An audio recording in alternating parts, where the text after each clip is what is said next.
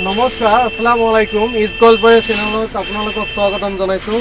তো দাদা আহিছিলে হুদৰ ঢেকীয়াজুলিৰ পৰা আহিছিলে, আহি কিনে আমাৰ পৰা থেচাৰ লৈ গ'লে। গতিকে আমি পোনপ্ৰথমে এটা গামোচাৰে সম্বৰ্ধনা জনাব বিচাৰিছোঁ। তো দাদা আহিছিলে ঢেকীয়াজুলি, আপোনাৰ কি পৰা? শোণিতপুৰ জিলা।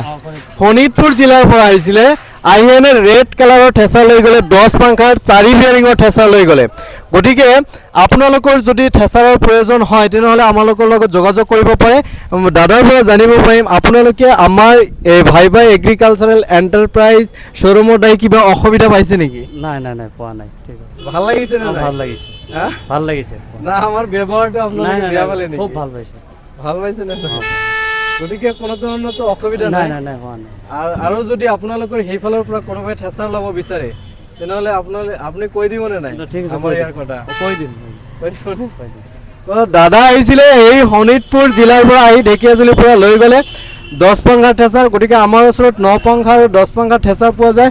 আৰু ইফালে আৰু এটা চাওক, ইফালে আৰু এটা লোডিং হৈ আছে। এইটো আমাৰ নগাঁৱত যাব, নগাঁৱৰ খেৰীত যাব, খেৰী নামৰ এটা ঠাই আছে, তাত যাব। এইটো আমাৰ লোডিং হৈ আছে। তাৰ লগতে আমি আৰু এটা দেখুৱাইছোঁ আপোনালোকক, একেলগে আজি আপোনালোকক দেখুৱাম মই, যিহেতু সময় নহয় আমাৰ ভিডিঅ' বনাওঁতে।